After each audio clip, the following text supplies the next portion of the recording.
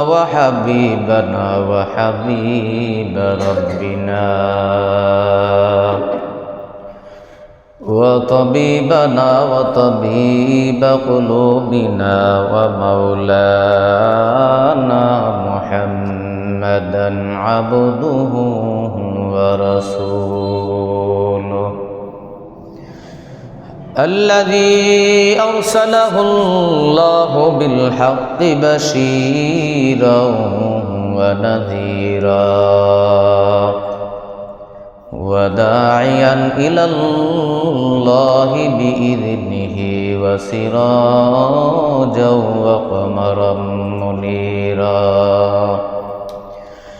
أما بعد فأعوذ بالله من الشيطان الرجيم بسم الله الرحمن الرحيم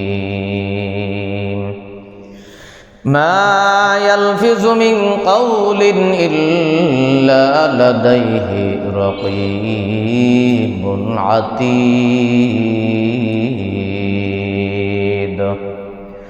وقال رسول الله صلى الله عليه وسلم آية المنافق ثلاث إذا حدث كذب وإذا وعد أخلف وإذا اؤتمن خان وفي رواية وإن صام وصلى وزعم أنه مسلم أو كما قال عليه الصلاة والسلام سبحانك لا علم لنا إلا ما علمتنا إنك أنت العليم الحكيم صدق الله العظيم وصدق رسوله النبي الكريم ونحن على ذلك من الشاهدين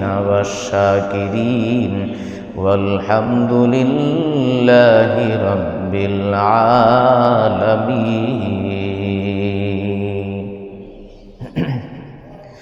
الحمد لله আল্লাহ তাআলার অশেষ মেহেরবানি শুকরিয়া যে আল্লাহ তাবারক ওয়া তাআলা পবিত্র জুমার দিনে জুমার পূর্ব মুহূর্তে জুমার মসজিদে উপস্থিত হয়ে কিছু দিনই কথা বলার ও শোনার সুযোগ করে দিয়েছেন।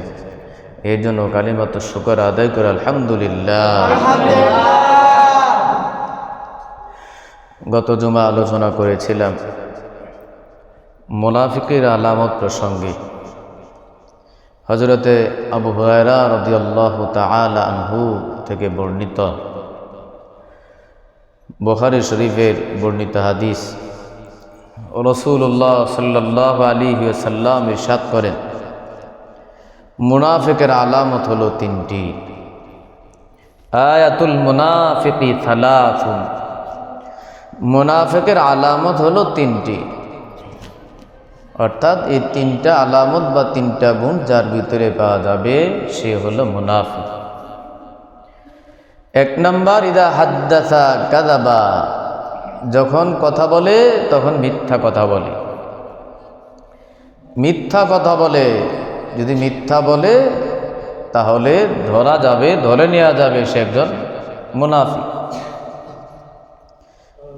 ওয়া ইদা ওয়াদা আখলাফা, কোনো ওয়াদা যদি করে, ওয়াদার খেলাফ করে, প্রতিশ্রুতি ভঙ্গ করে, এটাও মুনাফিকের আলামত। যার ভিতরে এই গুণ আছে সে একজন মুনাফিক। ওয়া ইদা তুমিনা খানা, আরেকটা আলামত হলো যার ভিতরে যার কাছে কোনো কিছু আমানত রাখা হয়, আমানতের খেয়ানত করে। আমানতের খেয়ানত করা এটা মুনাফিকের আলামত।